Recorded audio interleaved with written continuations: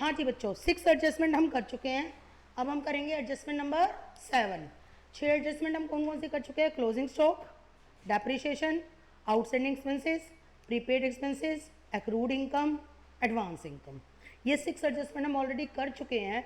अब हम final account के एडजस्टमेंट नंबर क्या करेंगे बताओ? 7। तो पढ़ते हैं adjustment 7, debt is bad debt. बहुत ज़रूरी एडजस्टमेंट है और आती ही आती है। And provision for bad debt, इस एडजस्टमेंट के बिना क्वेश्चन आएगा ही नहीं। समझ गए या नहीं समझ गए? Bad debt and provision for bad date 2 notes में आएगी ये। एक तो अदर एक्सपेंसेस के नोट में। आपको पता है ना अदर एक्सपेंसेस का नोट नंबर क्या था? Note number 28। एक तो उसमें आएगी अदर एक्सपेंसेस के नोट में, समझ गए? और एक आएगी आपके ट्रेड रिसीवेबल के नोट में। कौन से नोट में? ट्रेड रिसीवेबल के नोट में, राइट? कौन सा नोट था नोट ट्रेड रिसीवेबल का?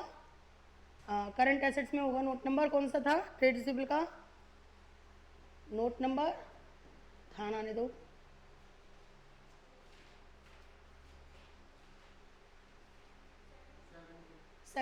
Yes, note number 17, right?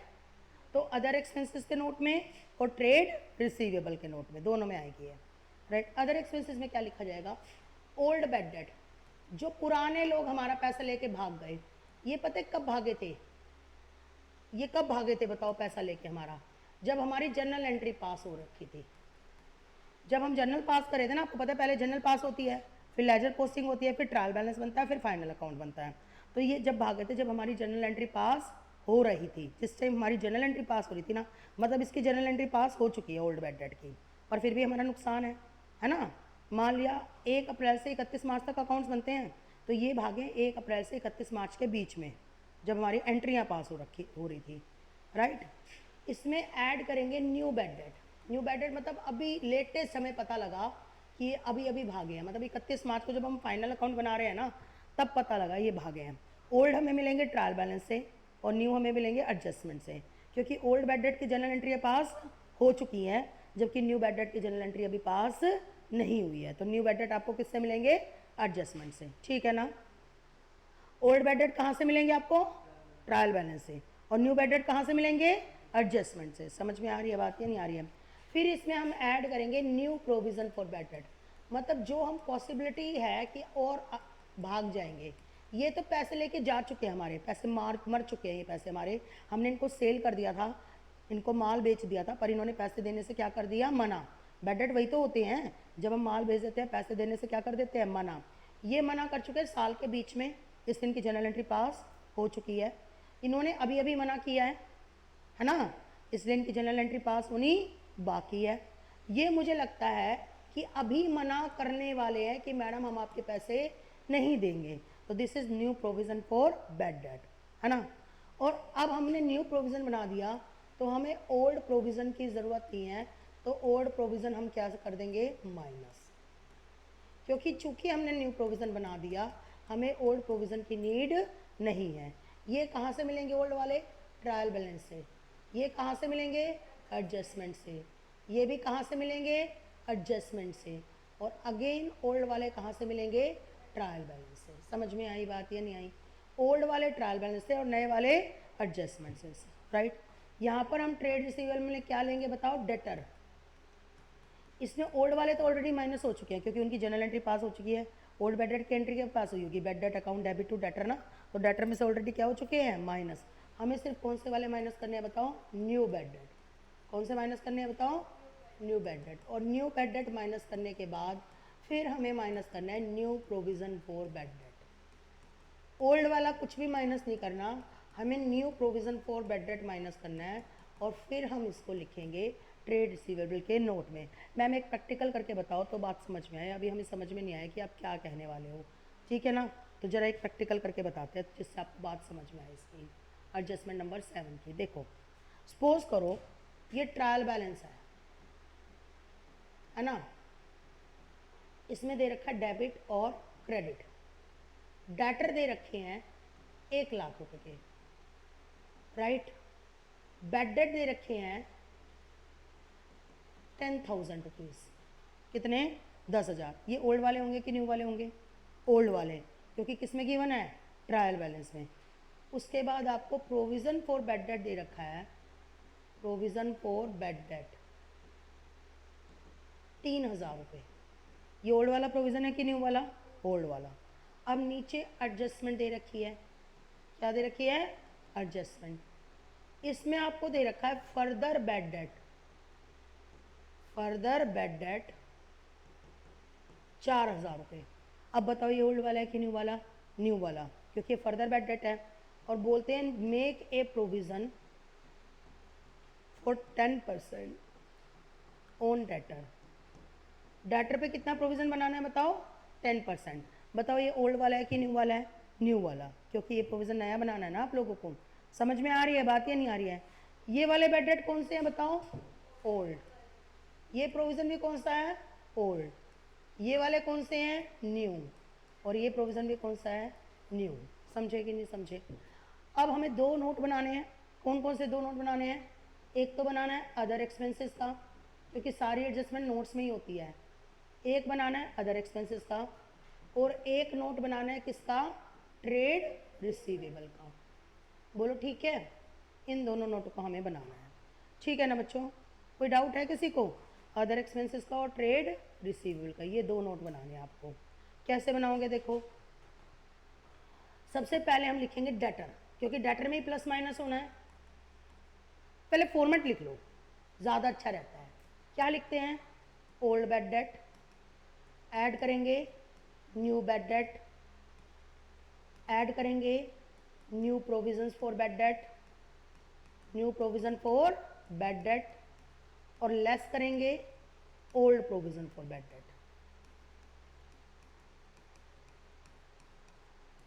इसको ऐसे रट लो, दो ओल्ड के बीच में दो न्यू है, समझ गए? ओल्ड बैड डेट और ओल्ड प्रोविज़न के बीच में न्यू बैड डेट और न्यू प्रोविज़न को क्या करना है? ऐड करना है। और डेटर को ऐसे रट लो, इसमें ओल्ड माइनस नहीं करना, सिर्फ क्या माइनस करना है? न्यू बैड डेट, और क्या माइनस करना है? New provisions. बोलो बात समझ में आ रही है? क्लियर हो गई? रट सकते हो ना ऐसे? ओल्ड बैड डेट और ओल्ड प्रोविज़न के बीच में न्यू बैड डेट और न्यू प्रोविज़न है ना? और यहाँ पे डेटर में न्यू बैड डेट और न्यू प्रोविज़न क्या करने हैं आपको? माइनस करने हैं। ये बात समझ में आई? अब आपको पता है ट्रायल बैलेंस के आइटम कितनी बार आते हैं? एक बार। ट्रायल बैलेंस की जनरल एंट्री पास हो चुकी है, तो इसके आइटम कितनी बार आएंगे? एक बार। तो डेटर कितनी बार आएगा? एक बार। डेटर कितने का है? 1,00,000 का। एक बार आ गया, समझे? ये ओल्ड बैड डेट है, ये भी कितनी बार आएगा? एक बार। एक बार आ गया। ये ओल्ड प्रोविज़न है 3,000, ये भी कितनी बार आएगा? एक बार। समझे कि नहीं समझे? मतलब डेटर को डेटर की जगह लिख दिया, ओल्ड बैड डेट को ओल्ड बैड डेट की जगह लिख दिया, ओल्ड प्रोविज़न को ओल्ड प्रोविज़न की जगह लिख दिया। उनको उनकी जगह पे ही तो प्लेस करना है। अब मुझे बताओ न्यू बैड डेट कितने हैं? 4,000। ये एडजस्टमेंट का आइटम है, इसकी जनरल एंट्री पास नहीं हुई है, तो ये कितनी बार आएंगे? 2 बार। कहाँ कहाँ? एक बार न्यू बैड डेट यहाँ पर ऐड होंगे, दिख रहा है? और एक बार न्यू बैड डेट यहाँ से क्या हो जाएंगे? माइनस। तो ये कितने रह जाएंगे? 96,000। समझे या नहीं समझे? 2 बार समझ में आया कैसे आएंगे? एक बार यहाँ ऐड होगा और एक बार यहाँ से क्या होगा? माइनस। अब नया प्रोविज़न बनाना है, कितने % लोग आपका पैसा लेके भाग सकते हैं? बता सकते हो कितने % लोग पैसा लेके भाग सकते हैं? कुल कितना पैसा मिलना था? 1,00,000। उसमें से ऑलरेडी लोग भाग चुके कितने के? 4,000 के। रह गए कितने के? 96। मेरे सुनो ना, मेरे को 1,00,000 बच्चों से फीस मिल रही है, उसमें से 4,000 का एक बच्चा मेरी फ़ीस लेके जा चुका है, तो अभी फ़ीस मुझे कितनी मिलनी है बताओ? 96। तो 96,000 का ही तो 10% भागेंगे, तो 96,000 का 10% यानी कितने हो गए बताओ? 9600। यहाँ पर ऐड कर दो यहाँ से क्या कर देंगे? माइनस। तो अब ये कितना हो गया? ये हो गया आपका कितना है बताओ? ये टोटल करके 13 और 9 कितने हो गए? 22,600, 19,600। इसको लिख दो आउटर कॉलम में, सही एडजस्ट किया है ना मैंने? ठीक है, 19,600। और ये कितने हो गए बताओ? ये हो गए आपके 86,400, 86,400, राइट? तो ये आपका नोट नंबर किस में चला जाएगा बताओ? 28 में, और ये नोट नंबर 17 में जाएगा। समझे या नहीं समझे? क्या किसी बच्चे को कोई डाउट है? उसके सामने आप लिख देना जब बैलेंस शीट और पीएनएल का फॉर्मेट बनाते हो। तो ये हमारी एडजस्टमेंट हो गई बैड डेट और प्रोविज़न फॉर बैड डेट। ज़रूरी है मैम सारे आइटम दिए हो? नहीं, ये बिल्कुल ज़रूरी नहीं है कि सारे आइटम दिए हो। मान लिया सपोज करो क्वेश्चन में ओल्ड बैड डेट नहीं दिए हुए तो आप इसको नील मान लेना, या फर्दर बैड डेट नहीं दिए हुए आप उसको क्या मान लेना, नील मान लेना। फर्दर प्रोविज़न नहीं दिया हुआ, मतलब जिसको नहीं दिया हो क्वेश्चन में उसको आप क्या मान लोगे, नील। तो पहले फॉर्मेट बनाना, उसके अंदर प्लेस कर देना। बाकी अभी ज़्यादा टाइम मैं इसमें और ज़्यादा प्रैक्टिस नहीं करा रही, क्योंकि क्वेश्चन कराएंगे तो प्रैक्टिस होनी ही होनी है, क्योंकि ऑलरेडी इतना लंबा चैप्टर है ये, एक एक एडजस्टमेंट की इतनी वीडियो, इतने लेक्चर रेडी हो गए हैं कि बाकी चीज़ें हम किस में प्रैक्टिस करेंगे, क्वेश्चंस में प्रैक्टिस करेंगे। ठीक है ना, आगे देखिए प्लीज़। 20,600, ओके, तभी तो मैं कह रही थी ये चेक कर लो। तो ये जो टोटल है ये कितना आया, ये टोटलिंग में गलती हो गई, 20,600, 20,600। समझे कि नहीं समझे? टोटलिंग में मिस्टेक है वो, कोई नहीं, क्लैरिकल एरर तो किसी से भी हो सकते हैं, ये टोटलिंग एरर है। हाँ जी ठीक है, अगली एडजस्टमेंट करें, move on for next adjustment. Next adjustment क्या है बताओ, इंटरेस्ट ऑन डिवेंचर। ये भी बहुत इंपॉर्टेंट एडजस्टमेंट है, पेपर में ऑलमोस्ट आती ही आती हैं। देखो 4-5 एडजस्टमेंट ऐसी है जो मिलेंगी मिलेंगी, वो तो फिक्स हैं। एक तो क्लोजिंग स्टॉक वाली, एक डेप्रिशिएशन वाली, एक आउटस्टैंडिंग वाली, आउटस्टैंडिंग एक्सपेंसेस वाली, एक बैड डेट वाली और एक इंटरेस्ट वाली। तो 7-8 एडजस्टमेंट आती है, इसमें 5 तो ये फिक्स ही हो गई। समझेगी नहीं समझे? तो ऑलमोस्ट पेपर फिक्स है। इस चैप्टर की सबसे अच्छी बात पता है क्या है, कि क्या एडजस्टमेंट आएगी वो ऑलमोस्ट क्या है, फिक्स है। थोड़ी मेहनत ज़्यादा करनी पड़ेगी, लेकिन अल्टीमेटली हमें पता है कि क्या आने वाला है, राइट। अच्छा बताओ, इंटरेस्ट ऑन डिवेंचर कहाँ जाना चाहिए, बताओ कहाँ जाना चाहिए, बता सकते हो? फाइनेंस कोर्स में। कहाँ जाना चाहिए? क्योंकि इंटरेस्ट ऑन डिवेंचर किस में जाएगा, फाइनेंस कोर्स में। Add in finance course. पे कर दिया, ये पे करना बाकी है, पे करना बाकी है। अगर पे कर दिया होता तो ट्रायल बैलेंस में होता, पे कर दिया होता तो ट्रायल बैलेंस में होता। एडजस्टमेंट में गिवन है, इसका मतलब पे करना बाकी है, और पे करना बाकी है तो किस में जाएगा, अदर करंट लायबिलिटी के नोट्स में, अदर करंट लायबिलिटी के नोट्स में। समझ गए? एक तो फाइनेंस कोर्स के नोट में जाएगा, एक अदर करंट लायबिलिटी। इसके केस बना के कराती हूँ इसमें, case number 1, different different cases करेंगे हम इसमें। जैसे ट्रायल बैलेंस है, डेबिट और क्रेडिट, डेबिट और क्रेडिट। 10% डिबेंचर्स दे रखे हैं 1 लाख के। छोटी छोटी अमाउंट इसलिए लेती हूँ क्योंकि कैलकुलेशन थोड़ा सिखानी है मुझे आपको, मुझे तो आपको कंसेप्ट सिखाना है। तो 10% डिबेंचर कितने के हो गए बताओ, 1 लाख के। अब ट्रायल बैलेंस के आइटम कितनी बार आते हैं, एक बार। तो 10% डिबेंचर आपको पता है किस में जाएंगे, बताओ किस में जाएंगे, कौन से नोट में जाएंगे? आपने नंबर अभी भी याद नहीं किए ना, तो किस में जाएंगे, लॉन्ग टर्म बोरोइंग में, राइट। तो 10% डिबेंचर हमारे चले गए लॉन्ग टर्म बोरोइंग में, तो ये गए 10% डिबेंचर। आपको याद तो करना पड़ेगा कौन सी चीज़ किस नोट में जाएगी। 1 लाख रुपए गए 10% डिबेंचर के। अब ये उसकी जो इंटरेस्ट की एडजस्टमेंट होती है ना, ये हिडन एडजस्टमेंट होती है, मतलब क्वेश्चन बोले या ना बोले हमें इसका इंटरेस्ट कैलकुलेट करना ही पड़ेगा। तो अब इसका ब्याज निकालना है। अब इसका ब्याज कौन से नोट में जाएगा बताओ, फाइनेंस कोर्स में। किस में जाएगा, फाइनेंस कोर्स में। बताओ कितना हो गया, ये हो गया आपका interest on debenture. How much, 1 lakh का 10%, 1 लाख का 10% कितना हो गया, 10,000।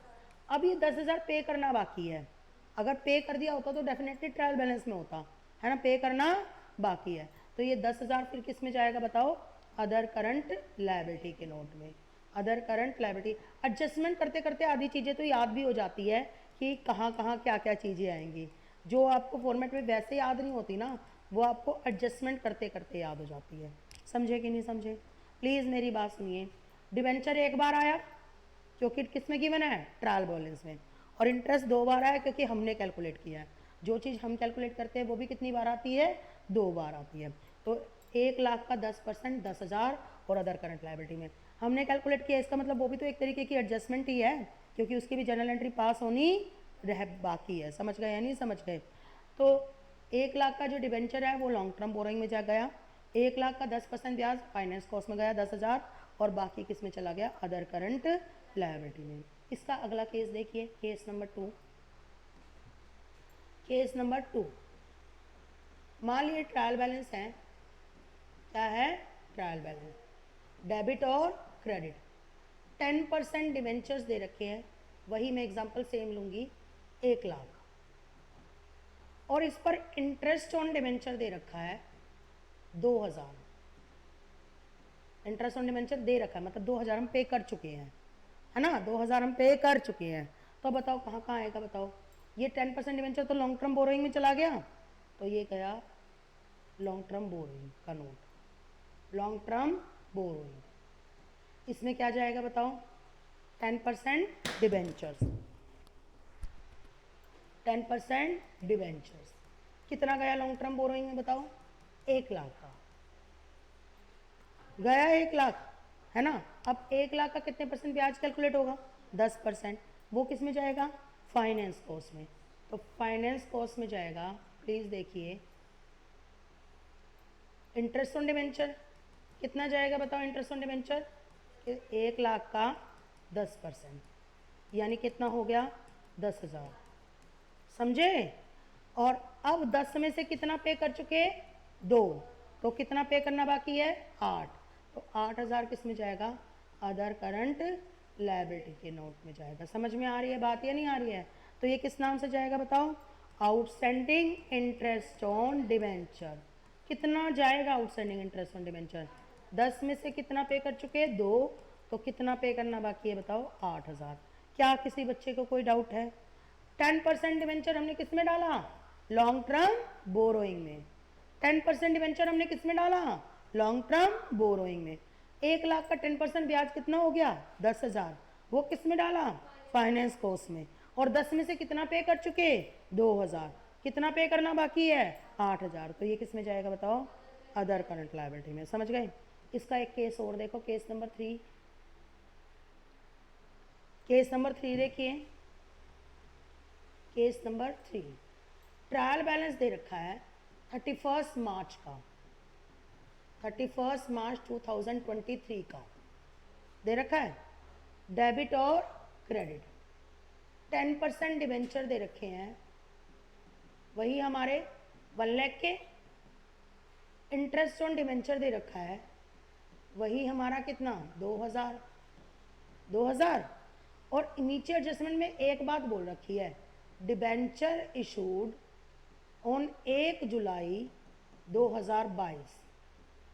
डिबेंचर किस दिन इशू हुए, 1 जुलाई 2022 को। पहली बात बताओ, 10% डिबेंचर किस में जाएंगे, लॉन्ग टर्म बोरोइंग में। तो लॉन्ग टर्म बोरोइंग में हम डाल देंगे, क्या डाल देंगे बताओ, 10% डिबेंचर्स।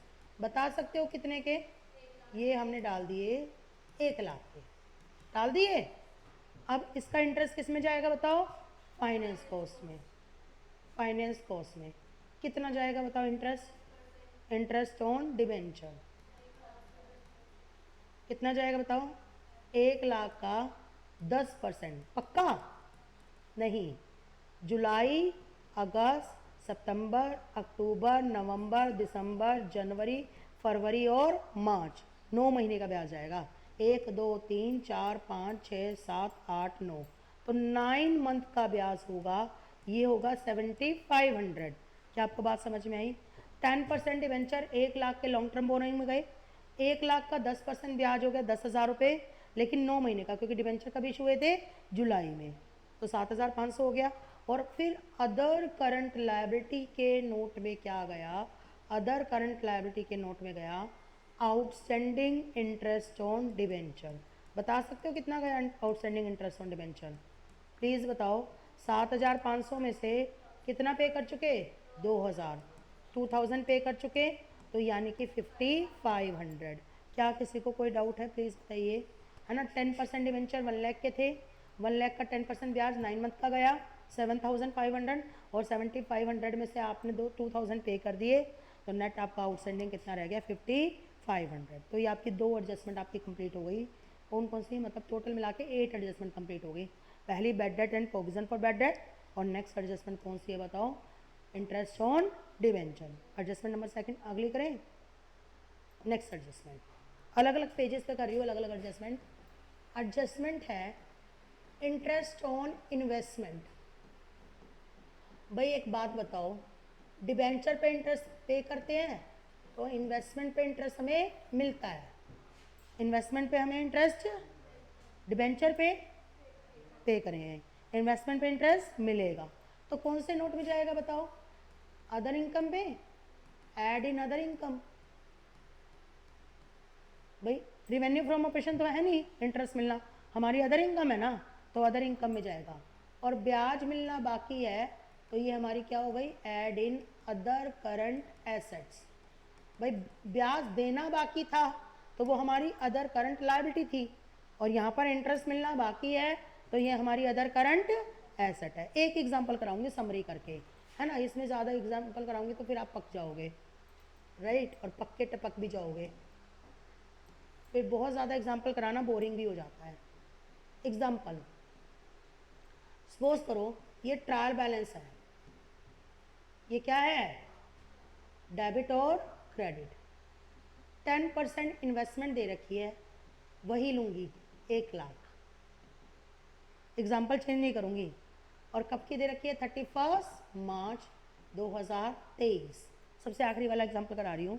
10% इन्वेस्टमेंट कितने की दे रखी है? 1 लाख की। और नीचे एडजस्टमेंट बोल रखा है इन्वेस्टमेंट वाज परचेज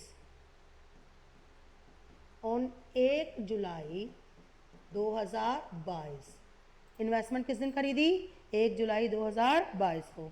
तो बताओ पहली बात तो इन्वेस्टमेंट कौन से नोट में जाएगी? नॉन करंट इन्वेस्टमेंट में। जैसे डिबेंचर किस में गए थे? लॉन्ग टर्म बोरोइंग में। डिबेंचर किस में गए थे? लॉन्ग टर्म बोरोइंग में। तो इन्वेस्टमेंट किस में जाएगी? नॉन करंट इन्वेस्टमेंट में। तो हमने इन्वेस्टमेंट डाल दी नॉन करंट इन्वेस्टमेंट में। 10% इन्वेस्टमेंट कितने की डाली बताओ? 1 लाख। 1 लाख की चली गई हमारी नॉन करंट इन्वेस्टमेंट में। क्या किसी बच्चे को कोई डाउट है? समझे? अब हम कौन सा नोट बनाएंगे बताओ? Other income. कौन सा नोट बनाएंगे? Other income. प्लीज़ बताओ अदर इनकम में क्या जाएगी बताओ? Interest on investment, interest on investment. 1 lakh का कितने परसेंट ब्याज? 10%। और कितने महीने का? 9 महीने का, क्योंकि जुलाई में खरीदी है तो 9/12 7500। बोलो ठीक है। और अब ये 7500 हमें इंटरेस्ट मिलना बाकी है तो अदर करंट एसेट में, है ना। किस नाम से जाएगा? एक्रूड इंटरेस्ट ऑन इन्वेस्टमेंट, क्योंकि अभी ये मिलना बाकी है। कितना मिलना बाकी है बताओ? 7500। तो 7500 जाएगा। लेकिन अगर यहाँ पे दिया होता इंटरेस्ट ऑन इन्वेस्टमेंट, क्रेडिट में देंगे ना 2000 क्योंकि इनकम है हमारी, तो इसमें से 2000 क्या कर देते? माइनस। तो ये कितना लिखते? 5500। समझे या नहीं समझे? प्लीज़ मेरी बात सुनिए। इन्वेस्टमेंट हमारी एसेट है तो नॉन करंट इन्वेस्टमेंट में चली गई। फिर इसमें इन्वेस्टमेंट का ब्याज 1 लाख का 10% कितना हो गया? 10,000। लेकिन खरीदी थी कब? जुलाई में, तो 9 महीने का जाएगा 7500। 7500 में से कितना मिल चुका? 2000। तो 5500 किस में चला गया? Other current asset. कोई डाउट है किसी को? श्योर? ठीक है, अगली एडजस्टमेंट करें। ओके कहीं पर कोई डाउट हो तो रिवाइज करवा लेना आप लोग। 6 कल कराई थी, 3 अब हो गई, तो एडजस्टमेंट नंबर क्या हो गई? 9। समझे? क्यों इसमें क्या कंफ्यूज होना है? 6 कल कराई थी, एडजस्टमेंट नंबर 7 ये थे, एडजस्टमेंट नंबर 8 ये है,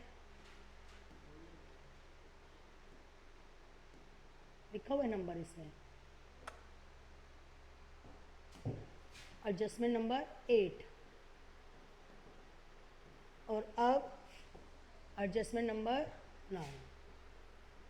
समझे? अभी तो बहुत सारी हैं, है ना। इसके बाद नेक्स्ट एडजस्टमेंट, ये एडजस्टमेंट आपको थोड़ी थोड़ी आती भी है। Adjustment number 10, adjustment number 10, bad debt and provision for bad date. 7 थी bad debt and provision for bad date. 8 थी इंटरेस्ट ऑन इन्वेस्टमेंट, नहीं इंटरेस्ट ऑन डिवेंचर। और 9 थी इंटरेस्ट ऑन इन्वेस्टमेंट, है ना। एडजस्टमेंट नंबर 10 में क्या जाएगा बच्चों? ये जाएगा इक्विटी डिविडेंड जो हम इक्विटी को दे रहे हैं, या फिर प्रेफरेंस डिविडेंड जो हम प्रेफरेंस शेयर को दे रहे हैं, या फिर corporate dividend tax, corporate dividend tax. इसका दूसरा नाम है dividend distribution tax. Dividend distribution tax, इसको हम शॉर्ट में बोलेंगे CDT। C stand for corporate, D stand for dividend और T स्टैंड फॉर टैक्स। हालांकि ये वाला टैक्स लगना अब क्या हो गया है, बंद हो गया है, लेकिन फिर भी सेफ्टी के लिए हम लोग कर लेते हैं। समझ में आ रही है ना? आपको क्या लगता है इक्विटी डिविडेंड जो हमने पे किया कहाँ कहाँ जाना चाहिए? एक तो लेस होना चाहिए रिजर्व एंड सरप्लस में से, लेस इन सरप्लस, क्योंकि इससे प्रॉफिट कम हो जाएगा आपके पास। भाई आपके पास जो प्रॉफिट था उसमें से आपने डिविडेंड बांट दिया, आपके पास जो प्रॉफिट था उसमें से आपने क्या कर दिया, डिविडेंड बांट दिया, तो सरप्लस में से क्या हो जाएगा, माइनस हो जाएगा। समझ में आ रही है बात या नहीं आ रही है? और दूसरा आपका कैश भी तो कम हो जाएगा, तो लेस हो जाएगा किस में से, कैश एंड कैश इक्विवेलेंट में से। समझे कि नहीं समझे? दो चीज़ों से माइनस होगा, एक तरफ तो आपका प्रॉफिट कम होगा और एक तरफ डिविडेंड बांटने से आपका कैश कम होगा। अंडरस्टूड? तो प्लीज़ देखिए कैसे होगा ये, कैसे होगा। मान लिया ट्रायल बैलेंस दे रखा है, क्या दे रखा है इसमें, डेबिट और क्रेडिट। इक्विटी शेयर कैपिटल दे रखी है 1 लाख, 10% प्रेफरेंस शेयर कैपिटल है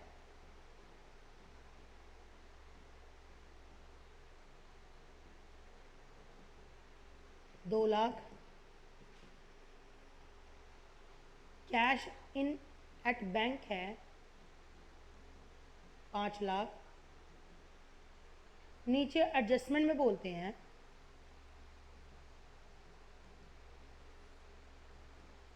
equity dividend is, equity dividend को ये इंटीरियम डिविडेंड भी बोलते हैं, तो मैं लिख देती हूँ इक्विटी डिविडेंड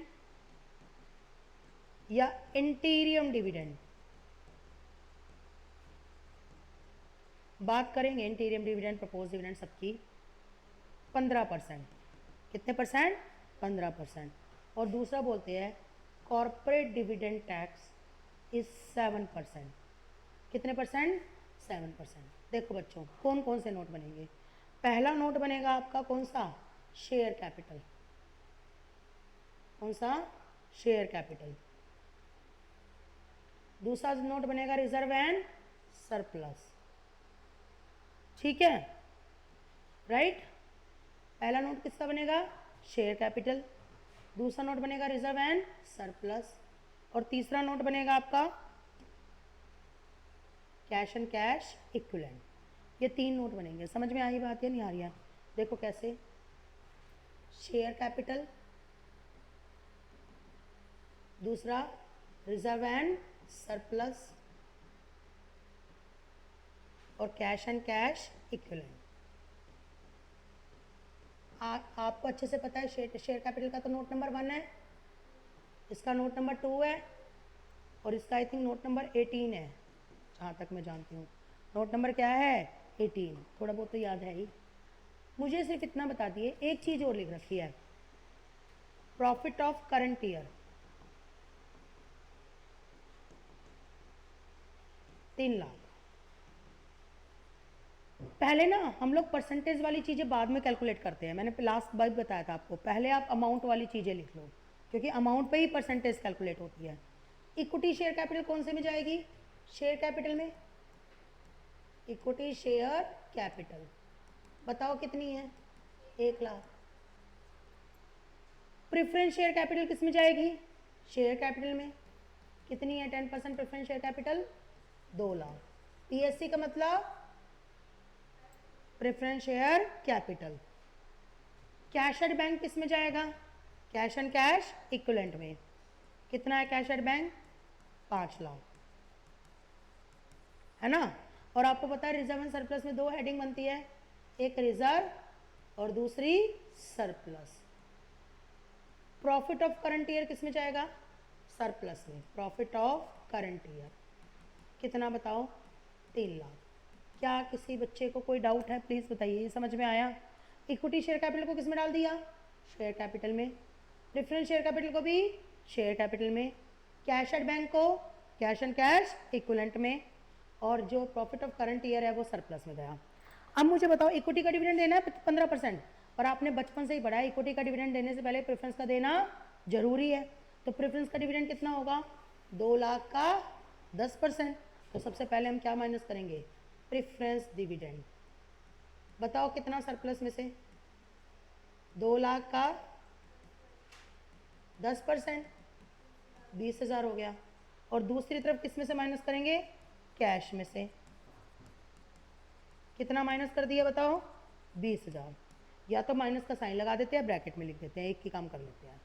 अच्छा, अब इक्विटी का डिविडेंड देंगे कितने परसेंट, 15%। कितना equity share capital, 1 lakh. 1 lakh के कितने परसेंट बताओ, 15%। तो सरप्लस में से क्या हो जाएगा, माइनस। इक्विटी डिविडेंड कितना बताओ, 1 लाख का 15%, 15,000। यहाँ से क्या कर देंगे, माइनस, और दूसरी तरफ कैश से भी माइनस कर देंगे। इक्विटी डिविडेंड कितना, 15,000। फिर उसके बाद क्या देना है बताओ, सीडीटी कितने परसेंट, 60%। सीडीटी बच्चों को कैलकुलेट करना नहीं आता, प्लीज़ ध्यान से सुनना। जो ये प्रेफरेंस का डिविडेंड दिया है 20,000, 20,000 ना, और जो ये इक्विटी का डिविडेंड दिया है 15,000, उसका 7% होगा। समझे, ये जो डिविडेंड दिए है ना उसका 7%। तो हमें निकालना है 35,000 का 7%। तो 35,000 का 7% हमारा हो गया, कितना हो गया, 2450। 2450 हो गया। तो 2450 हम यहाँ से क्या कर देंगे, माइनस सी डी टी 2450, और यहाँ से भी सी डी टी क्या कर देंगे, माइनस। माइनस का साइन लगाने की जरूरत नहीं क्योंकि हम ब्रैकेट लगा रहे हैं। दोनों में से एक काम करते हैं, 2450, बस हो गया आपका ये नोट, है ना। ये इसका टोटल कितना आया, 3 लाख, राइट। इसका टोटल कितना आया बताओ, कैलकुलेटर पे कैलकुलेट करना पड़ेगा। 3 लाख माइनस 20,000 माइनस 15,000 और माइनस 2450, कितना हो गया ये, 2,62,550। बोलो ठीक है। और इसका कितना हुआ बताओ, ये इसका हो जाएगा 5 लाख माइनस 35,000, इकट्ठा माइनस कर देती हूँ, 35,000 और माइनस 2450। तो कैश हमारे पास बचा 4,62,550। ये टोटल नोट नंबर 1 में चला जाएगा, ये नोट नंबर 2 में और ये नोट नंबर 18 में। समझ में आ रही है ना। सारी एडजस्टमेंट हमें किस में रेडी करनी है, नोट में, और फिर वो अपनी अपनी जगह चली जाएंगे। समझ में आ रही है, बैलेंस शीट में और पीएनएल में। आगे देखिए प्लीज़, अगली एडजस्टमेंट। कितनी एडजस्टमेंट हो गई हमारी, 10। Adjustment number 11। मैम सारी की सारी आएंगी, नहीं, इसमें से कोई 5, 6, 7 आएंगी, ठीक है, पर मुझे भी नहीं पता ना कौन सी आएंगी, राइट। सारी इंपॉर्टेंट ही करा रही जो पेपर में आ चुकी है कभी ना कभी। Transfer to reserve, transfer to reserve, reserve में ट्रांसफर किया तो बताओ किससे ट्रांसफर किया होगा, सरप्लस से। किससे ट्रांसफर किया होगा, जो प्रॉफिट कमाया उसी से ना। तो लेस हो जाएगा किसमें से, सरप्लस में से। लेस किस में से हो जाएगा, सरप्लस में, और ऐड हो जाएगा किसमें, रिजर्व में, क्योंकि रिजर्व बढ़ गया। सरप्लस में से क्या हो जाएगा, माइनस, और रिजर्व में क्या हो जाएगा, ऐड। लेट्स सपोज करो ये ट्रायल बैलेंस है, डेबिट और क्रेडिट। हाँ जी, क्लियर हो रहा है, डेबिट और क्रेडिट। इसमें दे रखा है जनरल रिजर्व 1 लाख, और दे रखा है profit of current year 2 lakh, और बोल रहे ट्रांसफर टू रिजर्व 10%। सब में कितना ट्रांसफर करना है बताओ, 10%। ये किसमें गिवन है, एडजस्टमेंट में। किसमें गिवन है ये, एडजस्टमेंट में। समझे या नहीं समझे। अब हमें क्या करना है बताओ, इसका नोट बनाने हैं। कौन सा नोट बनेगा बताओ, एक ही नोट बनेगा, reserve and surplus, reserve and surplus. Note number 2, ऊपर क्या लिखेंगे बताओ, रिजर्व, नीचे क्या लिखेंगे, सरप्लस। सिंपल सी बात है, पहले हम अमाउंट लिखते हैं, परसेंटेज वाली चीज बाद में कैलकुलेट करते हैं। तो पहले क्या लिखेंगे बताओ, जनरल रिजर्व। कितना है जनरल रिजर्व बताओ, 1 लाख, दिख रहे हैं। और प्रॉफिट ऑफ करंट ईयर वो किस में आ जाएगा, सरप्लस में। कितना है, 2 लाख। ये बात समझ में आई। जनरल रिजर्व रिजर्व में गया, और profit of current year surplus में गया। ट्रायल बैलेंस में तो इसलिए एक बार आएगा। अब एडजस्टमेंट का आइटम कितनी बार? 2 बार। कितना ट्रांसफर किया रिजर्व में? 10%। तो हम इसमें से माइनस कर देंगे ट्रांसफर टू रिजर्व। किसका 10%? करंट ईयर के प्रॉफिट का, क्योंकि प्रॉफिट का ही तो ट्रांसफर करते हैं। तो 2 लाख का 10% कितना हो गया? 20,000। यहाँ से क्या कर देंगे? माइनस, और रिजर्व में ट्रांसफर हुआ है ना, तो रिजर्व में क्या कर देंगे? ऐड। कितना ऐड कर देंगे बताओ? 20,000। कहा है ना less in surplus, less in surplus add in reserve. तो रिजर्व में क्या हो गया? ऐड हो गया। तो ये कितना आ गया? 1,80,000। ये कितना आ गया? 1,20,000। तो अब नोट नंबर 2 में कितना जाएगा? 3 लाख। समझे? तो ये किस में जाएगा बताओ? रिजर्व एंड सरप्लस में। कोई डाउट है किसी बच्चे को? श्योर? कोई डाउट बताओ? ठीक है, तो ये एडजस्टमेंट नंबर क्या हो गई? 11। अगली एडजस्टमेंट, एडजस्टमेंट नंबर कौन सी? 12। Adjustment number 12। क्लियर हो गई? हमने डेप्रिसिएशन किया था ना, लेकिन वो डेप्रिसिएशन किसका किया था? टेंजिबल एसेट का। कौन सी एसेट का? जो डेप्रिसिएशन में ऐड हुआ था, और टेंजिबल एसेट में से क्या हुआ था? माइनस, है ना। अब डेप्रिसिएशन किसका करेंगे बताओ? इनटेंजिबल एसेट का, है ना। या कहते हैं amortisation of intangible asset. Intangible asset का अमोर्टाइजेशन। तो क्या होगा बताओ? ये ऐड हो जाएगा डेप्रिसिएशन एंड अमोर्टाइजेशन एक्सपेंसेस के नोट में। अमोर्टाइजेशन का मतलब होता है गिरना। ऐड हो जाएगा अमोर्टाइजेशन एक्सपेंसेस के नोट में। समझ में आ रही है? और लेस हो जाएगा कौन से नोट में? इनटेंजिबल एसेट के नोट में।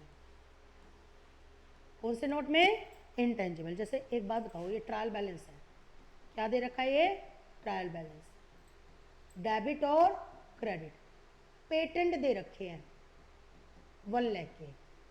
पेटेंट कितने दे रखे हैं? और नीचे दे रखा है पेटेंट अमोर्टाइज्ड बाय 1/5। 1/5 से पेटेंट क्या हो गए बताओ? अमोर्टाइज हो गए। ये किस में दे रखा है? एडजस्टमेंट में। 1/5 से पेटेंट क्या हो गए बताओ? अमोर्टाइज। तो अब हमारे 2 नोट बनेंगे, डेप्रिसिएशन ऑन अमोर्टाइजेशन और इंटेंजिबल एसेट।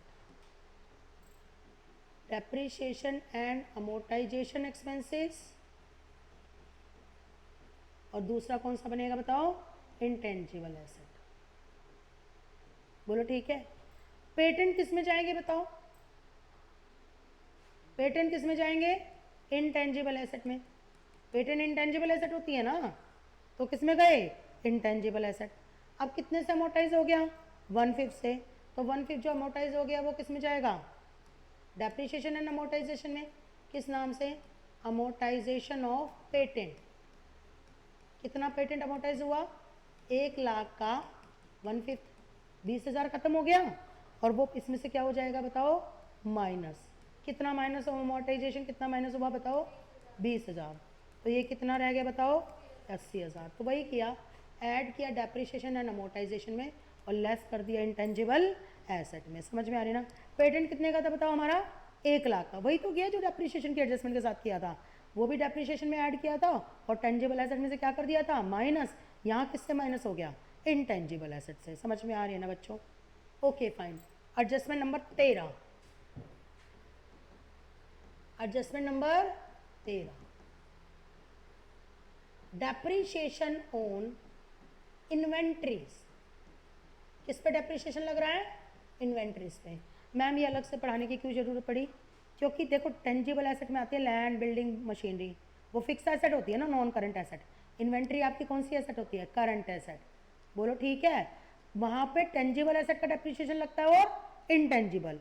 देखो डेप्रिसिएशन एंड अमोर्टाइजेशन एक्सपेंसेस में सिर्फ टेंजिबल एसेट का डेप्रिसिएशन लगेगा और इनटेंजिबल एसेट का डेप्रिसिएशन लगेगा। पर इन्वेंट्री ना आपकी टेंजिबल एसेट होती ना ही इनटेंजिबल। ये आपकी कौन सी एसेट होती है? Current asset. करंट एसेट होती है ना, तो इसका जो डेप्रिसिएशन है ना वो जाएगा अदर एक्सपेंस में, ऐड इन अदर एक्सपेंस के नोट में, और लेस हो जाएगा। आपकी इन्वेंट्री की वैल्यू कम हो रही है ना, तो लेस हो जाएगा इन्वेंट्रीज के नोट में।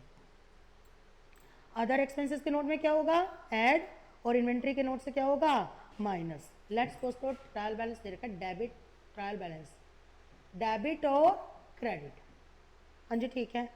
क्या दे रखी है आपकी, इन्वेंट्रीज, वही हमारी 1,00,000 अमाउंट में बिल्कुल सिंपल सिंपल ले रही हूँ। डेप्रिसिएशन ऑन इन्वेंट्री 10%, ये किस में दे रखा है, एडजस्टमेंट। डेप्रिसिएशन ऑन इन्वेंट्री कितना दे रखा है, 10%। समझे या नहीं समझे? अब देखिए प्लीज, दो बनेंगे, कौन कौन से बताओ, एक तो अदर एक्सपेंसेस का और एक इन्वेंट्री का नोट बनेगा। कौन सा नोट बनेगा, इन्वेंट्री। इन्वेंट्री इन्वेंट्री में आएगी, कितनी है बताओ इन्वेंट्री, 1,00,000। अब इन्वेंट्री पे कितना डेप्रिसिएशन लग गया, 10%, ये डेप्रिसिएशन में जाएगा। डेप्रिसिएशन ऑन इन्वेंट्री, डेप्रिसिएशन में नहीं जाएगा सॉरी, अदर एक्सपेंसेस में जाएगा। 1,00,000 का कितने परसेंट, 10%, कितना हो गया, 10,000। और यहाँ से डेप्रिसिएशन इन्वेंट्री का क्या हो जाएगा, माइनस। मतलब समझ रहे हो, सारे डेप्रिसिएशन एंड अमोर्टाइजेशन में जाते हैं, सिर्फ इन्वेंट्री का डेप्रिसिएशन अदर एक्सपेंसेस में जाता है। समझे या नहीं समझे? तो ये कितना हो गया बताओ, ये 90,000। Got it? सारे डेप्रिसिएशन किस में जाएंगे, डेप्रिसिएशन एंड अमोर्टाइजेशन में, और इन्वेंट्री का डेप्रिसिएशन किस में जाएगा, अदर एक्सपेंसेस में। ये 13 एडजस्टमेंट आपकी कंप्लीट हो गई है। आई थिंक आज के लिए इतनी क्या है, सफिशिएंट है। बाकी एडजस्टमेंट हम कल की क्लास में करेंगे। Thank you so much. ठीक है, कल की क्लास में होती है बाकी एडजस्टमेंट, और ज़्यादा करने का कोई फ़ायदा नहीं है।